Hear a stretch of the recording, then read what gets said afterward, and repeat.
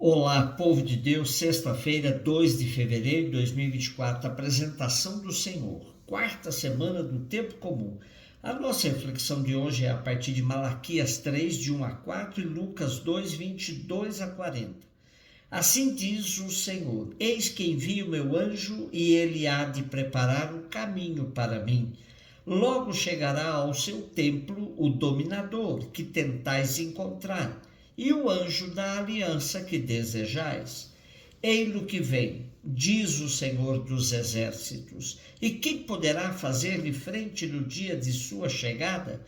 E quem poderá resistir-lhe quando ele aparecer? Ele é como o fogo da forja e como a barrela dos lavadeiros, e estará a postos como para fazer derreter e purificar a prata. Assim ele purificará os filhos de Levi e os refinará como ouro e como prata, e eles poderão assim fazer oferendas justas ao Senhor. Será então aceitável ao Senhor a oblação de Judá e de Jerusalém, como nos primeiros tempos e nos anos antigos.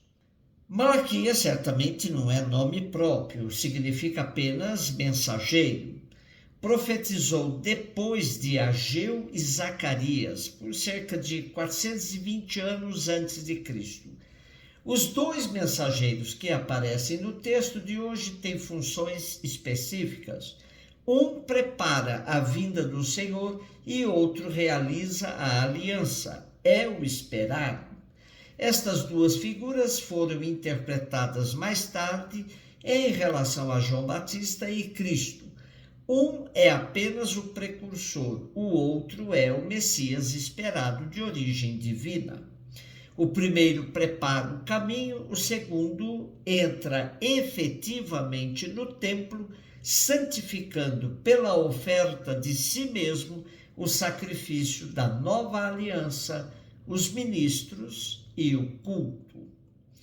Lucas 2, de 22 a 40. Quando se completaram os dias para a purificação da mãe e do filho, conforme a lei de Moisés, Maria e José levaram Jesus a Jerusalém a fim de apresentá-lo ao Senhor. Conforme está escrito na lei do Senhor, todo primogênito do sexo masculino deve ser consagrado ao Senhor. Foram também oferecer o sacrifício, um par de rolinhas ou 2 pombinhos, como está ordenado na lei do Senhor. Em Jerusalém havia um homem chamado Simeão, o qual era justo e piedoso e esperava a consolação do povo de Israel. O Espírito Santo estava com ele e lhe havia anunciado que não morreria antes de ver o Messias que vem do Senhor. Movido pelo Espírito, Simeão veio ao templo. Quando os pais trouxeram o menino Jesus para cumprir o que a lei ordenava, Simeão tomou o menino nos braços e bendisse a Deus. Agora, Senhor, conforme a tua promessa, podes deixar teu servo partir em paz, porque meus olhos viram a tua salvação, que preparaste diante de todos os povos, luz para iluminar as nações e glória do teu povo Israel. O pai e a mãe de Jesus estavam admirados com o que diziam a respeito dele. Simeão os abençoou e disse a Maria, a mãe de Jesus: Este menino vai ser causa tanto de queda como de reerguimento para muitos em Israel. Ele será um sinal de contradição. Assim serão revelados os pensamentos de muitos corações. Quanto a ti, uma espada te traspassará a alma. Havia também uma profetisa chamada Ana, filha de Fanuel, da tribo de Azer. Era de idade muito avançada. Quando jovem, tinha sido casada e vivera 7 anos com o marido. Depois ficara viúva e agora já estava com 84 anos. Não saía do templo dia e noite servindo a Deus com jejuns e orações. Ana chegou nesse momento e pôs-se a louvar a Deus e a falar do menino a todos os que esperavam a libertação de Jerusalém. Depois de cumprirem tudo conforme a lei do Senhor, voltaram a Galiléia para Nazaré, sua cidade. O menino crescia e tornava-se forte, cheio de sabedoria, e a graça de Deus estava com ele. Primeiro ponto importante do nosso texto de hoje é dizer que Lucas, a quem é atribuída a autoria do terceiro evangelho e Atos dos Apóstolos, não foi testemunha ocular de tudo o que narra. O teólogo espanhol José Antônio Parola nos ajuda comentando os relatos do nascimento e da infância de Jesus, afirmando: a análise dos procedimentos literários utilizados mostra que, mais do que relatos de caráter biográfico, são composições cristãs elaboradas à luz da fé em Cristo ressuscitado. Aproximam-se muito de um gênero literário conhecido como Midrash Agadico, que descreve o nascimento de Jesus à luz de fatos, personagens ou textos do Antigo Testamento.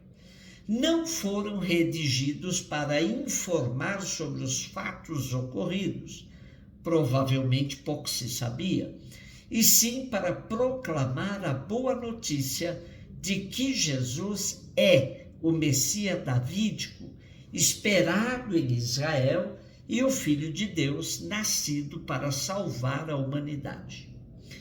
Tendo isso como pano de fundo, entendemos o porquê de duas testemunhas, o velho Simeão e a viúva Ana, pois assim exigia a lei de Moisés para que o fato fosse comprovado. Também é cumprimento da mesma lei a consagração do primogênito no templo. A oferta e o tempo da purificação completam o quadro legal judaico. Nesse contexto, Lucas coloca Jesus na história do seu povo, dando esperança aos pobres de que sua história tem continuidade na pessoa do Messias, que vem do meio deles e foi criado no meio deles. De Nazaré partiu a família de Jesus rumo à capital Jerusalém, ao templo, símbolo da presença de Deus no meio do povo. A Nazaré voltou a família de Jesus, onde o menino crescia e tornava-se forte, cheio de sabedoria, e a graça de Deus estava com ele. Com a festa de hoje, com o relato da infância de Jesus, tocamos a sua plena condição, verdadeiro homem, verdadeiro Deus. Na história da cristandade, alguns, especialmente de uma seita conhecida como docetistas, procuraram arrancar a humanidade de Jesus, afirmando que Jesus era homem somente na aparência. Retirar a humanidade de Jesus significa trair o Evangelho. Justamente Lucas aponta a humanidade e a divindade de Jesus lado a lado, inspirando-nos a crescer não só em força, mas também em sabedoria, deixando-nos orientar pela vontade de Deus. Um beijo no seu coração.